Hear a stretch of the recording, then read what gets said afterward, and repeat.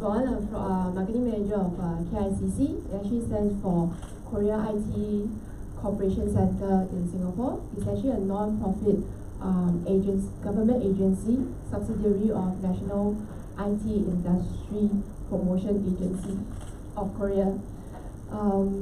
In collaboration with Ministry of SMEs and Startups from Korea, we have been running K Startup Grand Challenge for the 4th year. This year is the 4th year. The key purpose of this program is to promote collaboration and exchange of ideas between startups in Korea and overseas from the rest of the world. Yeah. Okay. Hello everyone, I'm Charmaine from Igloo Home. I look after marketing for Igloo Home, and actually our office is just around the corner at Block 67. Our CEO Anthony really wanted to be here today, but unfortunately due to an urgent meeting, he couldn't change his flight in time, so that's why I'm here today. So just a little bit about us. Igloo Home actually has created smart locks and lock boxes that allow home and property owners to grant access remotely. We are partners of Airbnb, HomeAway, and Booking.com. I think our solutions have been rolled out to over 90 countries already at this point. I think we have about 70 over distributors globally. And yeah, talking about what we thought of Korea when we first went there was that being in the smart lock business, Korea is a land of digital locks. And I think if you look at any Korean drama, for example, every door that you see, nobody uses the keys anymore. And so that's why that was one of the big attractions for us going to Korea, learning from their expertise and so on. Yeah. So I'll just hand the mic over. Thank you. 2 mics. Yeah. Thank you for the 2 mics. So I'm Rock from Korea. I'm an accelerator for the Grand Challenge program. So I used to run the, part of the Grand Challenge program from 2016. I used to bring 10 foreign startups to Korea 2016 and 26 companies to Korea 2017. Last year, 13 companies to Seoul, Korea. So basically, yeah, I'm the accelerator. If you wanna come to Korea and explore some, the awesome opportunity in Korean market, then I'm the guy who can, help you in the Korea side. So yeah. Okay, so Mike, you just introduced earlier. yeah, probably not much more about me. Mike. So if I could come back to my earlier questions, right? So what do you all see in the scene at this moment? What's hot, apart from the K-drama, but specifically in the tech scene, what is some of the trends that perhaps, or what kind of startups would you like to see in Korea?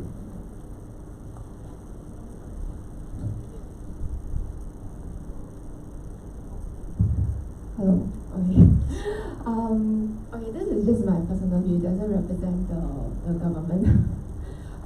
I do feel that the tech startup scene in Korea is a bit different from the rest of the world.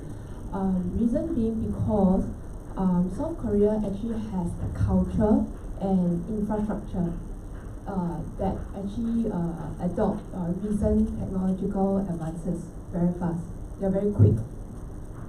Why do I say that? Because Korea is one of the world's most connected country, with 95% of the country covered with Wi-Fi, and the world smartphone penetration rate is also very high, close to 97%.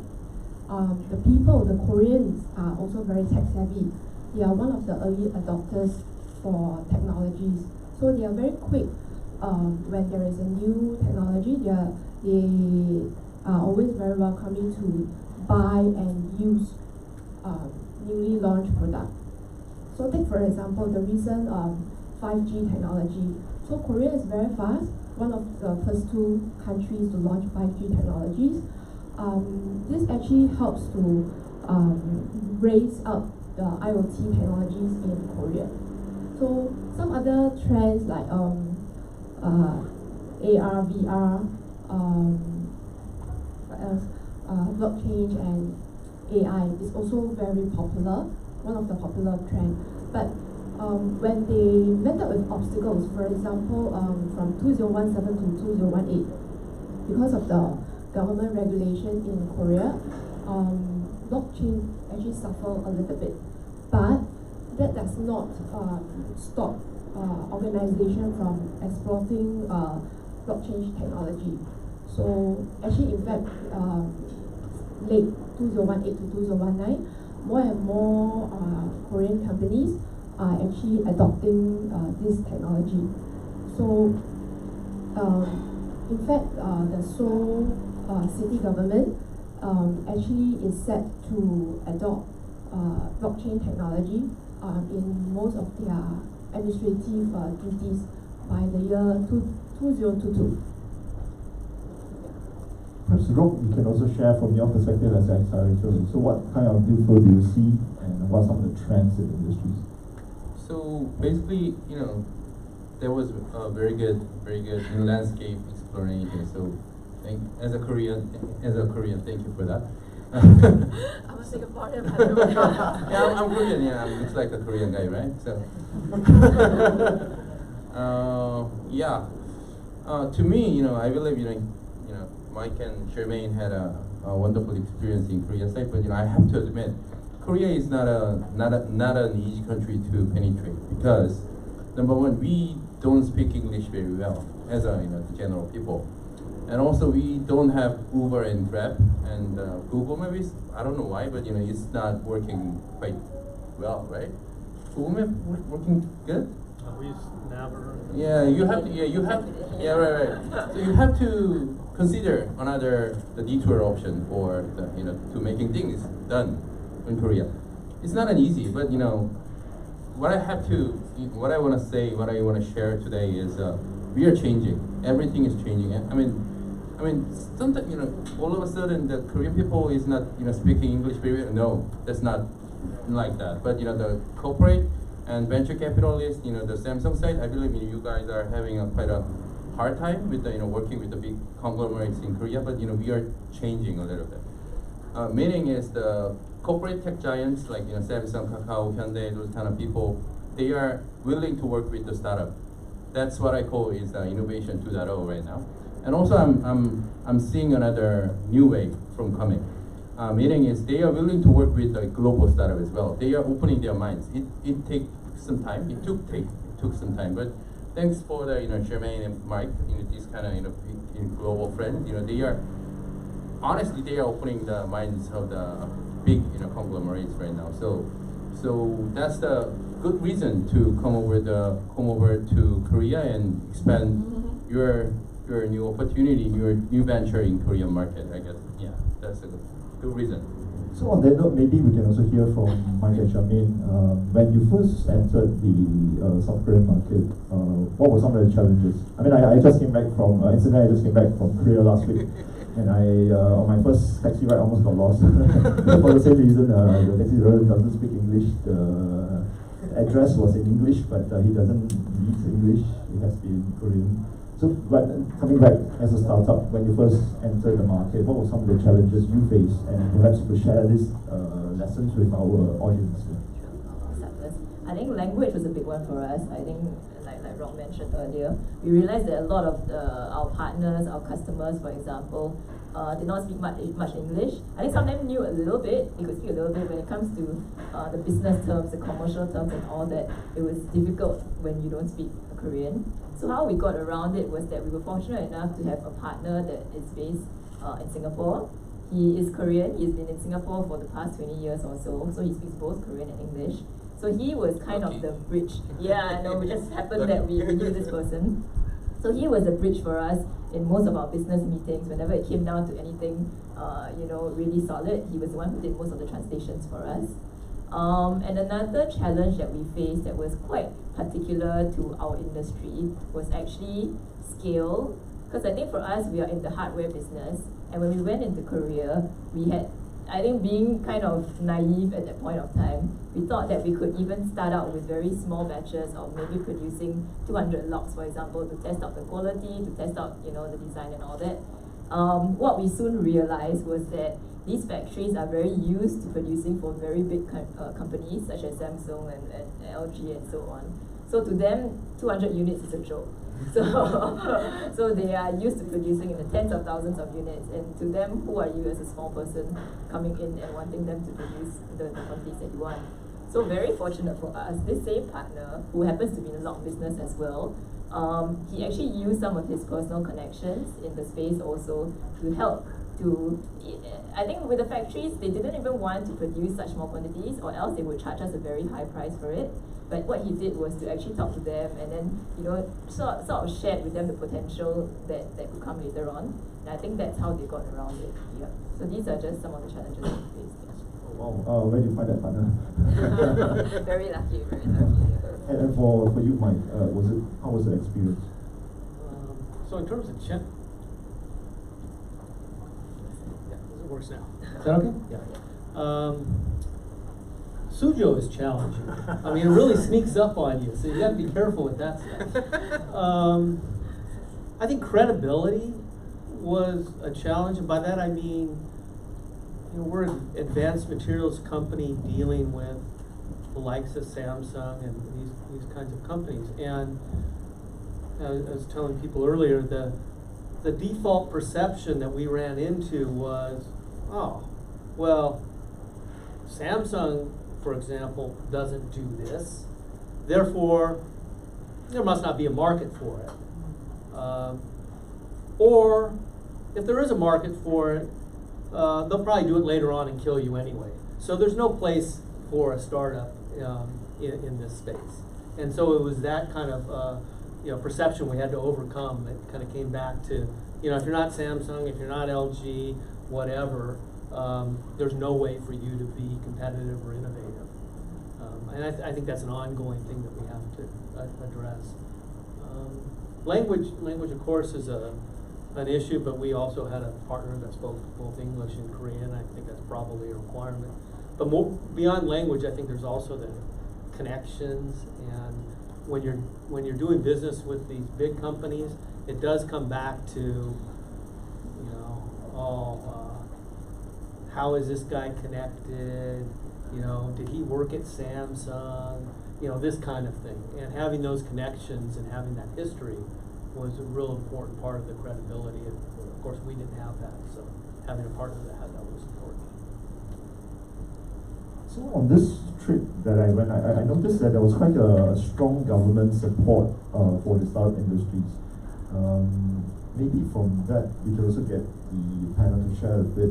For instance, we have KICC here who runs the K-Startup Challenge. So this is not limited to, as a matter of fact, this is for overseas startups to come into Korea, right? So if you could share a bit more about this program and how it would benefit our audience in that sense. Actually, for startups who are interested to go to Korea, in general,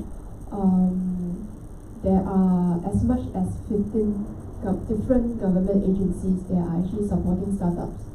So in pertaining to this program, what is the key benefits is, number one, there is actually a fast track overseas visa requirements. I think Mike briefly touched on the presentation earlier. Then number two, there is business links that was being set up to enhance domestic business for foreign startups. Then number three, also some of the very good funding and support that you can get from the government. Yeah. I think there's. Yeah. So I think I was going to say there was one other thing that we found, and that was. No. Oh, okay. Credibility that came from being attached to NIPA. I mean, that was actually a big deal. I mean, we would talk to different people, you know, say our customers like Samsung or whatever, and as soon as we said, "Oh, well, we're part of this NIPA accelerator," oh, okay, he must be good, and so the whole NIPA credibility really, I think, helped us in Korea. if you could just add also from your perspective, your experience of whole support from this, I mean, one comes from the organizer perspective, so it'd be good to hear from the recipient as a startup when you went for this program. How was the experience for you? Was it helpful? What did you receive from it? Yeah, and I think there's more that we could have gotten out of it actually. In hindsight, we learned a lot. I would say the things that were helpful were administrative. That had to do with immigration, IP filings, and all of this, and having somebody help us through that kind of support and bureaucracy around all of that. Having a landing pad, you know, an office in a good location where we were very connected, along with the credibility I mentioned, that was helpful.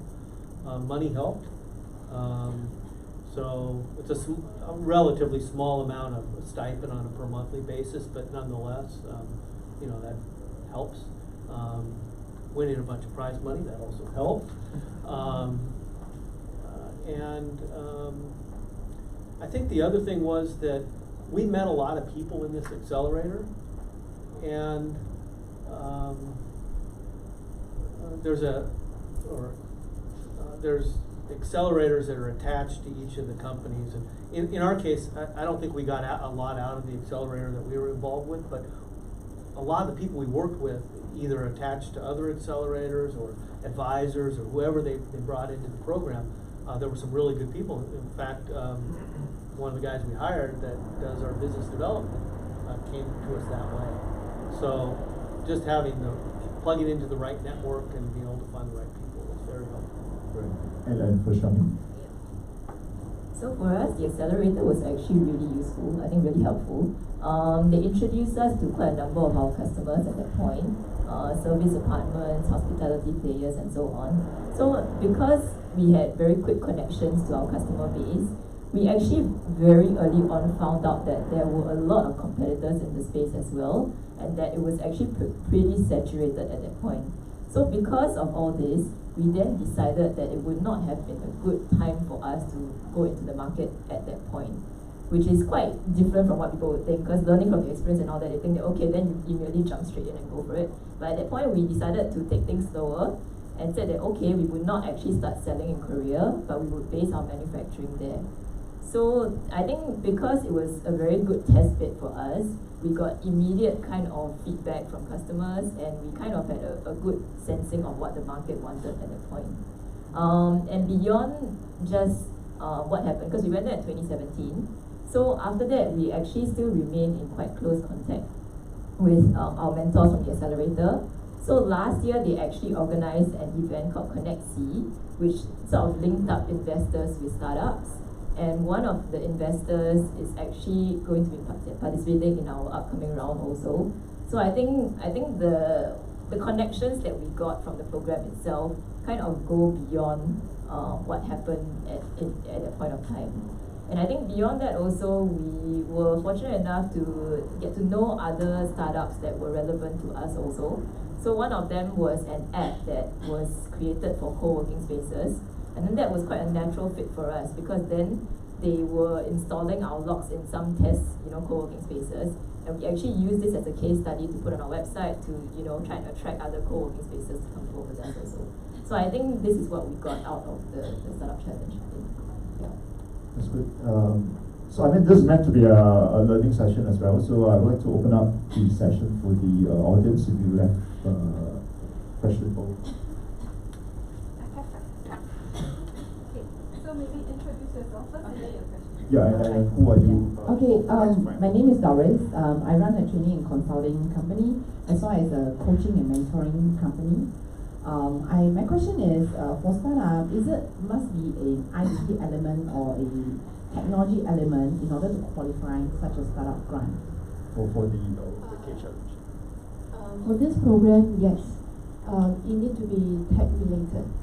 So as long as you are tech startups below 7 years old, you are welcome to join us. So believe whether you have registered your company or not. So that means you just have an idea, no product, you're also welcome to join. So the startup, just to understand the criteria, it is not those that you must be first time registering in a company, and like you say, it's not necessarily those rules where you have to be within 3 years from incorporation. 7 years. 7 years from incorporation, within the 7 years. Less than 7 years. I see. And if you have already previously owned a company, do you then qualify for this thing? Previously owned, but you're using the old company to register, or the If my old company is within the 7 years, can I use that? Yeah, of course. Can. So I don't need to. If I have multiple companies, do I then qualify as a startup?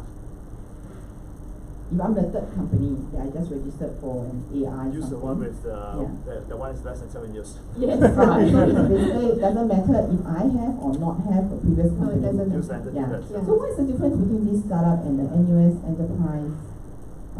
The new program that came out by Philip Yeo, right? And also the 20,000 plus the 50,000 of the Enterprise SG. It's different. This one is supported by Korean government. So it's different. Yes. I see. Cool. Though I'm a Singaporean, but don't be Ah, confused. One question from your experience. Culturally, as we all know, Korea is historically a very male-dominated society. How is it easy because I worked in IBM before, when I went there for a meeting, the guys, it's like 13 managers and only me there. So it was that was 20 over years when I was in IBM. But now, going into Korea, and to work with the locals in a male-dominated society, so-called known, I'm not sure whether it's still there. Was it easy for ladies like yourself, negotiate business and get your clientele in that marketplace? I think for me, I have in Korea been in certain situations where I felt I did stand out a little bit as a female, just because it's pretty not male dominated. But I think as a whole, generally when they see that you know your stuff, they're generally respectful of you and don't put you down for any particular reason. If I could add, generally in the tech scene, even here, majority are actually male dominated. Yeah, which is So, same as mine. Especially in the hardware Yeah, space. exactly. Yeah. Yes, I think it's depending on the industry, it's not. Yeah. Anyway, if anyone else would like to ask the panelists to find out more. Yes. You introduce yourself first and then Hi, my name is Kai. I'm running a gaming venture. So I was wondering for Korea, I know it's a country that's quite famous for gaming. Are there any restrictions or certain things I need to note of if I were to have a game that was being sold to the Koreans? Come again, please. If I have a game, then the South Koreans downloaded it and they played it. Are there any kind of restrictions or things that I should note of? Yeah, there's a regulation for some censorship kind of thing. Like PG-13. What is that thing for? Like PG-13, right? PG-13 kind of thing. We have it. Yeah. And we have a regulation, so you have to study for it. It's quite legit, I guess. For the gaming company, but usually, But they publish, say, from Singapore, and the audience download in Korea. Yeah, it's quite similar, but Is it legal? I mean, they download from remote, right? That's what you're They trying to download ask. from Singapore, He play through the publish it in internet. Singapore. oh, But the you're not Korean- using App Store or any other Play Maybe- Store. Maybe you could use I really mean it's okay. It's okay, but if your game is Korean users, use it, and then you have to follow the Korean law, right? The lawyers, right? Yeah, I mean, strictly speaking, that would be true, but I think unless you're, actively marketing to, Koreans, they're not going to go after you. And actually, if that became an issue, what the government would do is they would shut your, access to your site rather than go after you. So lawyer's recommendation is you have to go low key. Thank you. If you're not caught, it's okay. He's the lawyer He has 10 years experience in Korean markets. Okay. Good to have a lawyer in the room. Yes, anyone else who wish to find out more? Okay.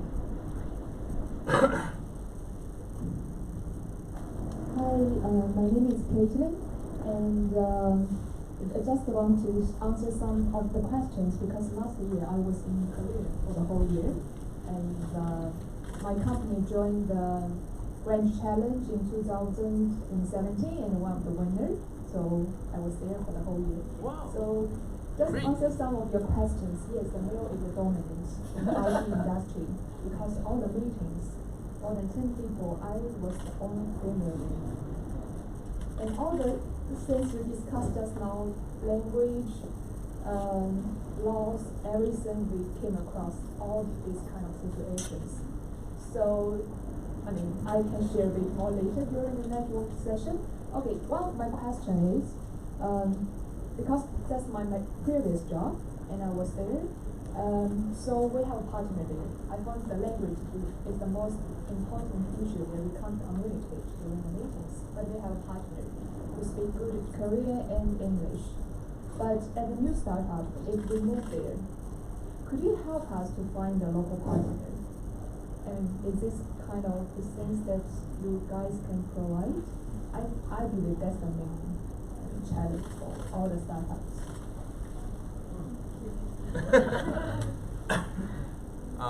As an accelerator, we are providing the matching kind of hiring session. And we, I believe a little different. You were there in 2017, right? I was there the last year. Last year. Yeah. Last year. But we were the winner for 2017. 17, okay. So from last year, I guess, the NIPA, the KICC side, the government side, they are helping, matching, they are providing the matching program from the university and the fresh to the, society side. So they are providing the matching system. So you can hire them as an intern or partner. They speak English and Korean very well. So we have a platform for support that. And also, as an accelerator, we are helping to hire the good talents. Like, the Mike and Sherman said, we are providing the partner pool, potential partner pool for you guys. But I found all the fresh graduates, Korean guys, they really like joining the big organization, like Samsung. Everywhere, Singapore too. That's a universal thing. yeah, universal thing. Yeah. But like I said, the Korean society, the industry, tech scene is changing, keep changing. So more the graduate, they are open to the startups nowadays. So you can find good talents from the market, I guess. Actually, I noticed a commonality among all your, in the sense that each of you, for the startups who enter Korea, you have a partner. So I'm just curious, where did you find your partner? So perhaps in your own case, where did you find that partner? It's some old relationship. Oh. So it's Yeah. not going there and find it. We find it first. I see. And for Mike, From NIPA as part of the okay, program. I see. And for us, actually, he found us. Oh, wow. I think we were at one of the events in Singapore, I think, and then he, being in the lock industry, came across us and then thought we were kind of interesting to him. I see. And because we're doing something that I think traditionally the lock companies in Korea were not doing, so he naturally found it interesting, yeah. I see. So that's important networking to be more visible. So yes, again, if there are any other questions that you would like to ask the panelists? Yeah, I don't. Yeah, I'm from the industry. I'm from user experience, and I've done a lot of work on cross-cultural since. So, just was on that side. Language is a very important factor. You should always know what the local industry is doing and what you're doing on. So when we're doing user experience for large companies, that's something which we always take into place. Now, I was just one question I have from the government side. The company you're registering does it have to be Korea registered, or it has to be can be a Singapore registered company? Yeah, you can be a Singapore registered company, doesn't matter. In 7 years? Yes. Is there any amount of fund you should have before? No minimum. That's not a requirement. A series, B series, nothing like that. No, it's not a requirement.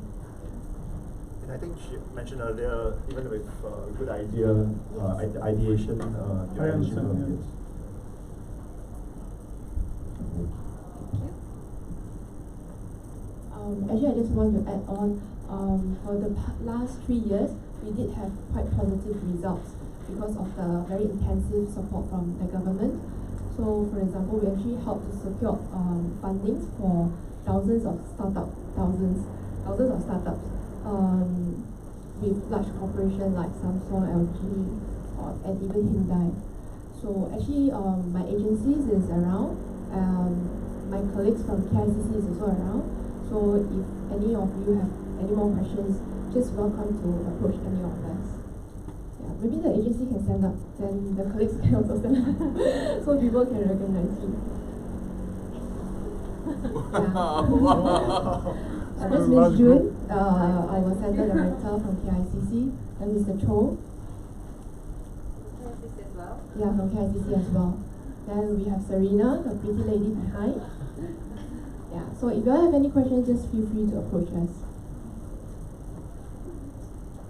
So you're trying to close, right? No. Just I just wanted to, as an accelerator, I just wanted to add one more comments here. So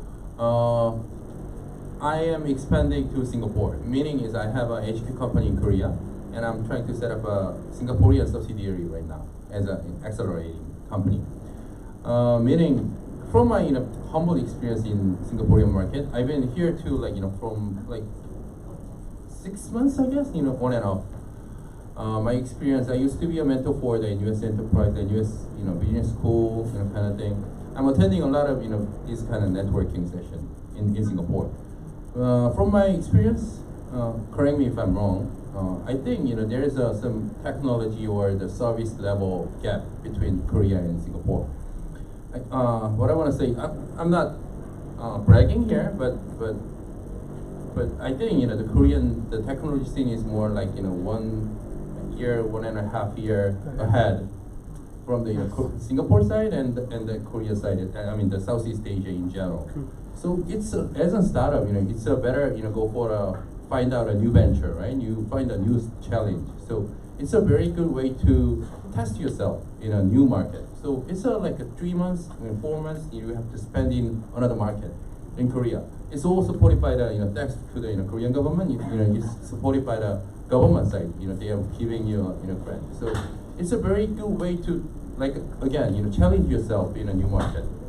Yeah, that's what I want to say. So if you can compete, if you can learn something from your Korean startups while you're in Korea side. So that's my 2 cents. Yeah, I forgot my question. Actually, I didn't give my question. Yeah, I have a question here. Asia is all about relationships compared to whether you're a startup or whatever it is. You can come with a brilliant idea, but if you don't have a relationship, you don't get in. Whether it's Japan, whether it's Korea, whether it's China, even you can go to Middle East. As far as Middle East, the whole ban is all about relationships and it's long-term relationships. So whoever's had a long-term relationship, you always get business. Like every person who's entered Korea has already had a partner or who's had a relationship you've had with ex-Samsung person who's actually working for you, and you've had somebody who's with Korea. So is it more relationship driven than idea driven? To me. To everyone, whoever. So I used to work for the Samsung before, so I have a friends in there. And also, it's we are also the part of the Asia, so we are part of the Confucianism as well. We are humble and we are very friendly to the people. But about the the network or what is the first network idea? I don't know. I don't think there's a right answer for that. It's in global sense.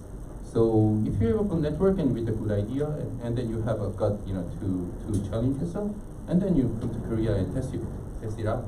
That's what I want to say. I mean, may I just add on? Actually, this is my own sentiment as well. I feel that you're quite right, because it's actually a challenge, even in Korea, I guess, or anywhere else in the world.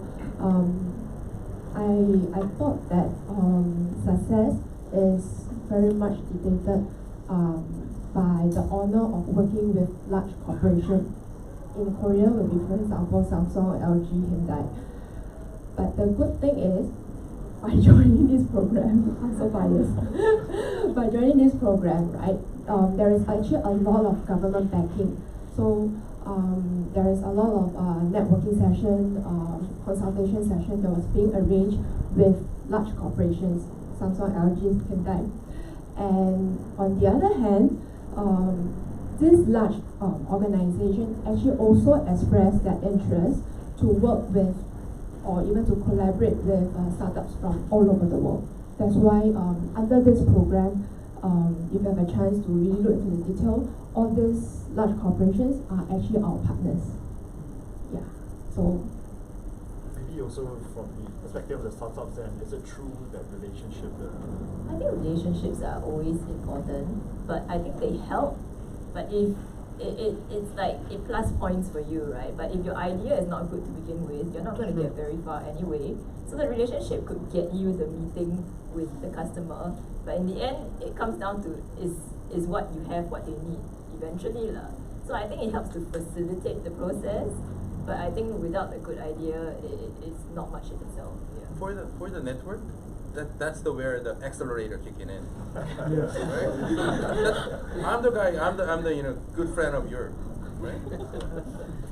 Don't worry about that. Mike. I think she said it well. I think that's right. We found network and relationship important to get the meetings. But after that, what matters is, are you solving customers' problems in a way they'll pay you money? If you're not doing that, the relationship won't matter anymore.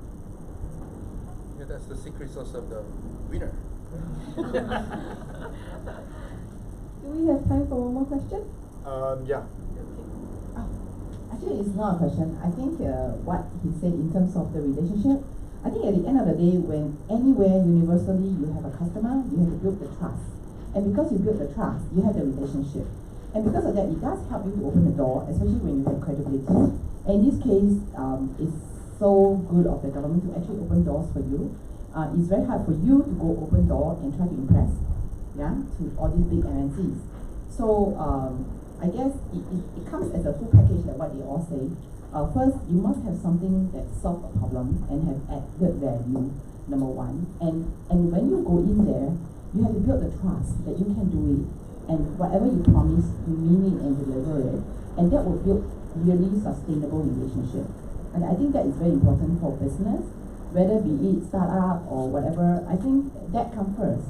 To me, I feel that is most important. If you, after 30 years, closing an account, multi-million with the customer, and today you are still the best friend of the customer, that is true success for yourself. Meaning that you did not go and close the deal and then leave the customer hanging. So importantly, I think whatever solution, we have to think about that in the long term. Is a win-win. It's not a taking advantage and go off. And customer is not stupid anyway. It's only one time you can do that, right? And we have a reputation too, as ourselves, as a company, as a nationality like Singapore. Yeah, and being supported, I think we also have to take responsibility for that. So, Thank you. So if I maybe can ask the last question, maybe first to the founders. Then I mean, we hear all the good things, right? So maybe if I could ask, what were some of the pitfalls or the mistakes that you made in that venture, and if time were to turn back, what would you have done differently? Yeah. Well, for us, I think the learning and looking back, what we do differently is focus first on the customer and do that from the start. We didn't. I mean, I guess that's obvious, and I guess that's what we would normally do. But in this case, we maybe went into the, say, Korean experience, first wanting to learn and get a bunch of advice, and a lot of people had opinions, and all of these things stood between us and getting in front of the customers and listening to customers. So in hindsight, what we would do is put the customers first and do that immediately, not wait? I think for us, when we were there, we actually spent about 50% of our time on sales and maybe the rest of the time on looking for manufacturing and tech partners. Now on hindsight, looking at how the market was, kind of saturated at that point, it's easy for us to say that, oh, we should have spent less time on sales and, maybe 80% of the time looking for manufacturing partners instead. But I think it's a lot easier to say on hindsight because at that point you don't know, at that point you're testing out markets and all that. But I think, because it was, a good kind of experiment for us also. So we managed to test out what we wanted to test at a very minimal kind of cost involved also. Right. And maybe for Rock as well as for Yvonne, then my last question to you would be, why should our startup come to Korea?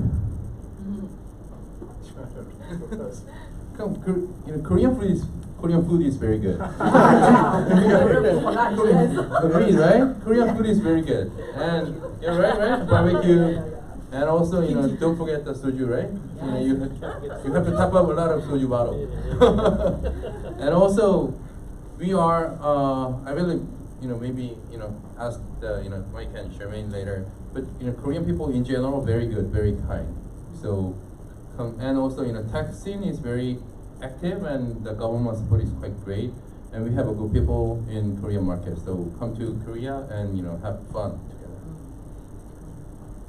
I think from the government standpoint, the Korean government actually spent 7% of the annual budget to support the startups, and like what I mentioned earlier, there is like as much as up to 15 different government agencies supporting startups.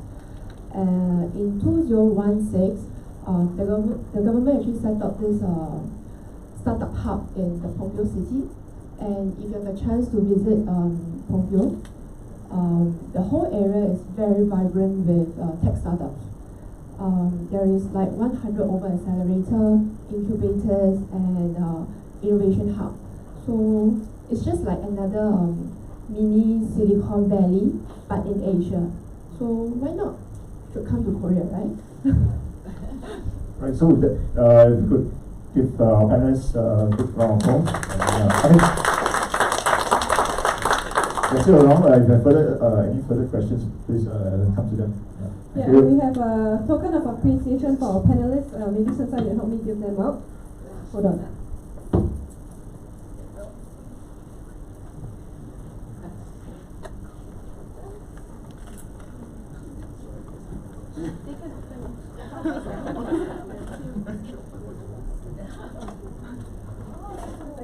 Wow. Wow.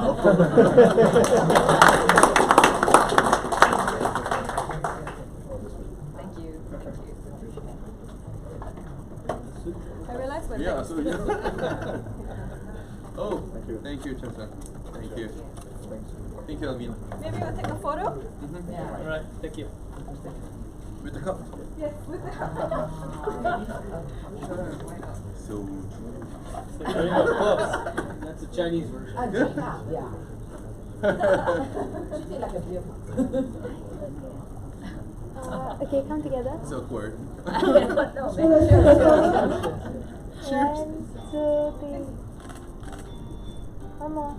One, two, three. Thank you. Thank you so much. Thank you so much. Thanks, Yvonne. Thanks, Charmaine. Thanks, Rob, and thanks, Mike. So we've come to the end of today's Entrepreneur Link session. They'll be around, and the KICC ambassadors, or what do I call you? Ambassadors will be around. So if you have questions, please approach them. There's the lady in purple, and this row of ladies here. Yes, so by the way, so sorry, I forgot to introduce myself at the beginning of the session. My name is Alvina. I'm the community manager here at Block 71. So if ever you have any tech questions, want to know more about the ecosystem, feel free to ask me or anyone from my team. I'm going to play you a short video of Block 71, and yes, this is Block 71. We are part of NUS Enterprise, which is the entrepreneurship arm of NUS. So, okay, thank you. Yes, follow us on Facebook and Instagram. You might spot yourself on our social media.